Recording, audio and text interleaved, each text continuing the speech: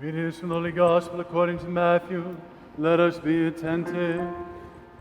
Glory to you, O Lord. Glory to you. At that time Jesus saw a great throng, and he had compassion on them and healed their sick. When it was evening, the disciples came to him and said, "This is a lonely place, and the day is now over. Send the crowds away to go into the villages and buy food for themselves." Jesus said, "They need not go away. You give them something to eat." They said to him, "We have only 5 loaves here and 2 fish." And he said, "Bring them here to me." Then he ordered the crowds to sit down on the grass, and taking the 5 loaves and the 2 fish, he looked up to heaven and blessed and broke and gave the loaves to the crowds. And they all ate and were satisfied, and they took up 12 baskets full of the broken pieces left over, and those who ate were about 5,000 men, besides women and children. Then he made the disciples get into the boat and go before him to the other side, while he dismissed the crowds.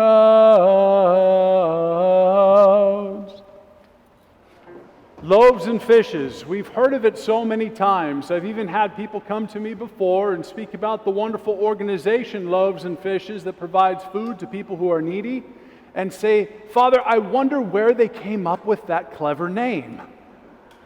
Well, of course, we just heard where. The name comes from the gospel reading which we just heard. The beautiful experience which we read about in Scripture, where there's a great crowd of people. Jesus' disciples say to him, "Send them away so they can go get something to eat. They need to eat now."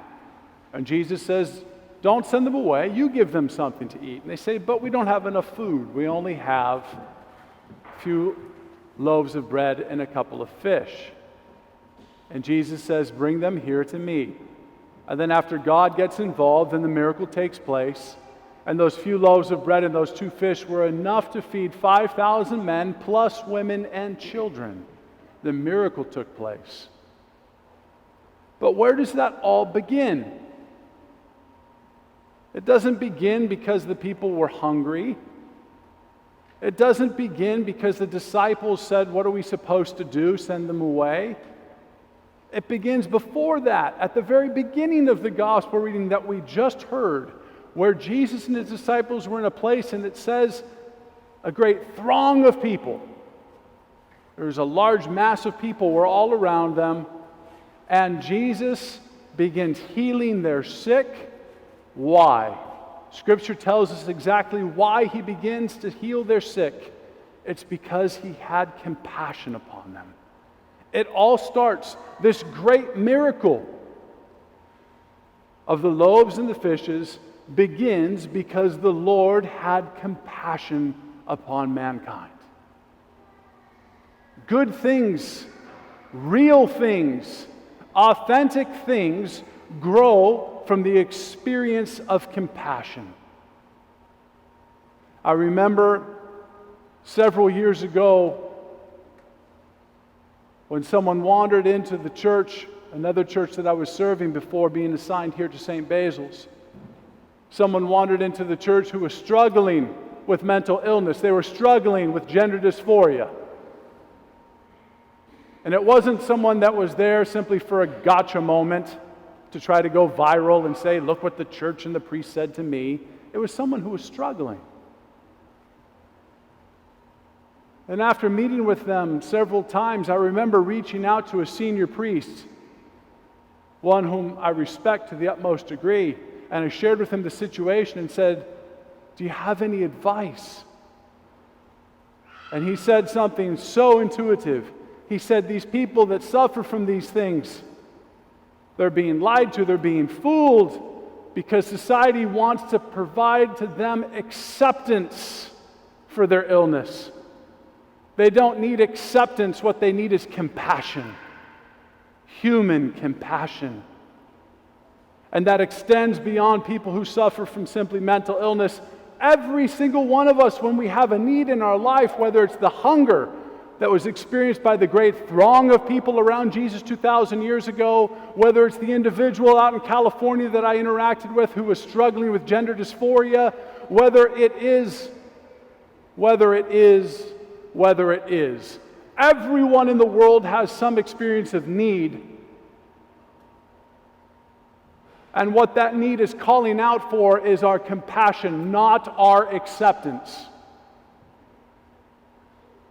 But we have a tough time offering compassion. Real compassion.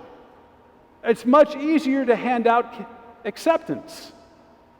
It's much easier to simply say, well, you really don't have a problem. You really don't have a need. You really are not hungry. You really are not struggling with a mental illness. You really are not struggling with some sort of need or gap or even a vacuum in your life. You really haven't been wronged in some way.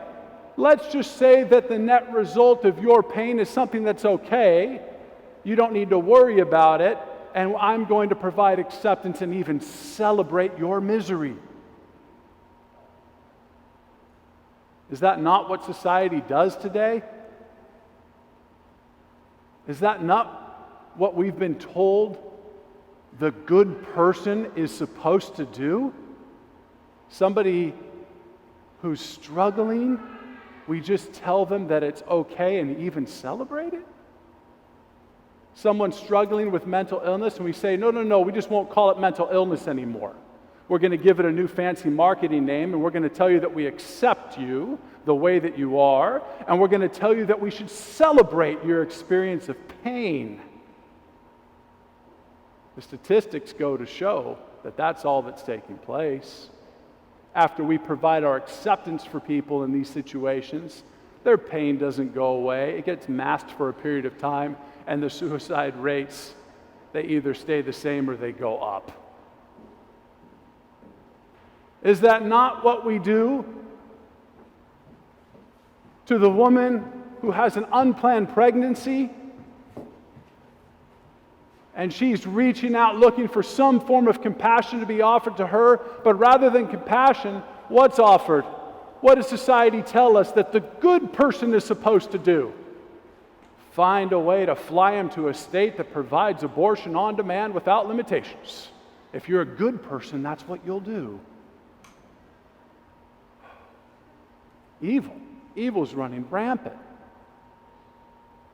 These are just a couple of examples, but they matriculate down to little daily experiences that each and every one of us has as well. We need compassion. We don't need acceptance. And the Lord provides the ultimate example today. But like I said, we don't like to give compassion, and the reason why is because it's hard. It's difficult.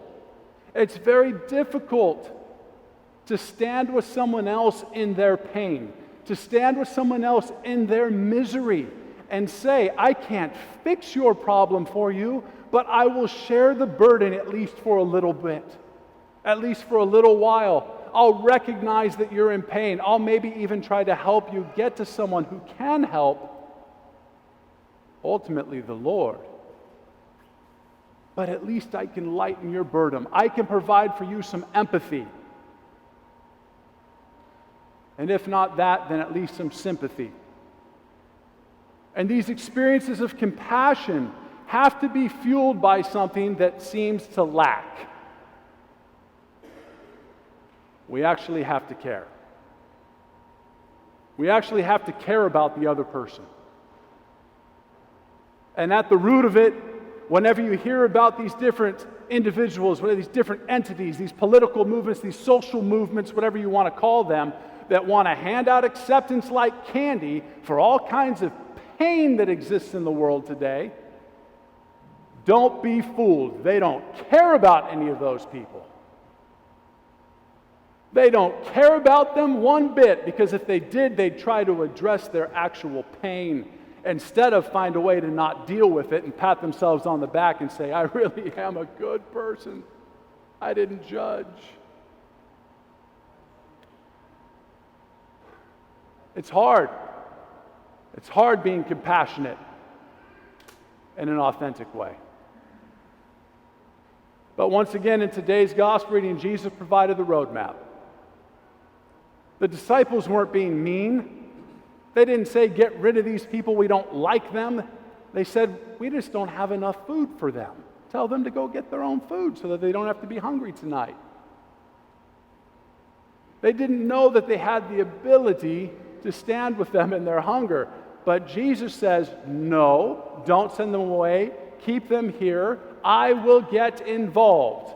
And so the disciples had no clue what was going to take place, but they still brought those few loaves of bread and those couple of fish to him, and the great miracle took place, and the people's need was addressed. So if you think that you don't know how to offer compassion to someone in your life who's struggling, and we all struggle at one time or another with one thing or another, if you think, I just don't have the ability to be compassionate in that way, then what you need to do, what I need to do, is we need to uplift ourselves to God and say, please help me to be a more compassionate person. Please help me to be a greater ambassador of your light in this world. Please help me to stand with someone else in their pain, in their misery, in their confusion, and let your light be seen. And if you and I do that, then the same miracle that took place by Jesus feeding 5,000 men plus women and children from 5 loaves of bread and 2 fish, the same miracle will take place by virtue of people being healed in this life. Your family members, your friends, your students, your co-workers, your teammates, your neighbors, those people, their pain will start to be alleviated by the light of Jesus Christ because you were willing to offer compassion even when you didn't know exactly what was going to take place.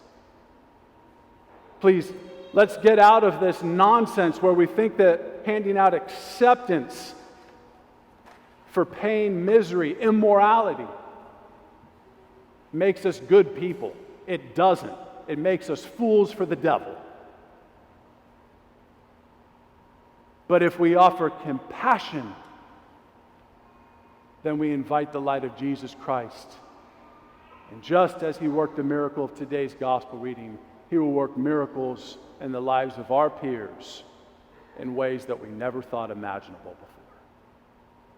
Let us allow the light back into the world by offering compassion, empathy, love to one another.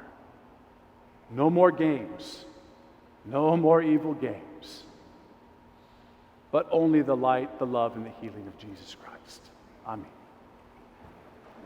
Good morning, everyone. Kalimera σας. Just a couple of quick announcements before I invite everyone forward to receive Andidaron. First, as we know, we are closing out the month of July, and as we enter into the month of August, we know that these first 2 weeks of August are very particular, they're very unique, they're very special to us, as it is that time, those first 2 weeks that the church invites us to prepare ourselves to be able to celebrate the feast day of the Virgin Mary, the Dormition of the Theotokos, which of course is August 15th. One of the ways in which we prepare ourselves for Panagia's feast day is by praying together the Paraklesis, or the supplication service to the Mother of God, which we do on weekdays. This will begin on August 1st, and the schedule will remain the same as it has been for the last several years. On Mondays, Wednesdays, and Fridays, we will pray the Paraklesis service here inside of the church at 6:30 p.m., and on Tuesdays and Thursdays at 9 o'clock a.m. here inside of the church.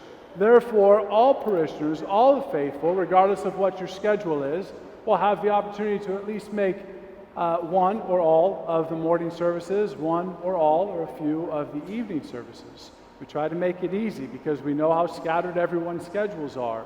So I look forward to praying the Paraklesis service together with you during these first 2 weeks of August. I ask that if you're going to submit a list of names to be prayed for during the service, they're the names of the living, people who are alive. Please, if you're going to handwrite it, please do so as legibly as possible, especially if it's going to be in a different language. Please, as legibly as possible.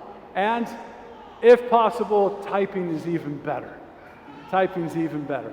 You can email those into the church, or if you just show up at the service and you scribble down a list of names, you can bring them up and set them on one of the tables off to the side, and the altar boys will bring them to us to be able to pray for everyone's loved ones during the Paraklesis service. The other announcement that I have, because things took place very quickly, we weren't able or in a position to put out an email announcement over the weekend. Our beloved brother in the Lord, Konstantinos Hasuris, has fallen asleep in the Lord. The funeral service will take place on Tuesday at the Monastery of the Holy Archangels.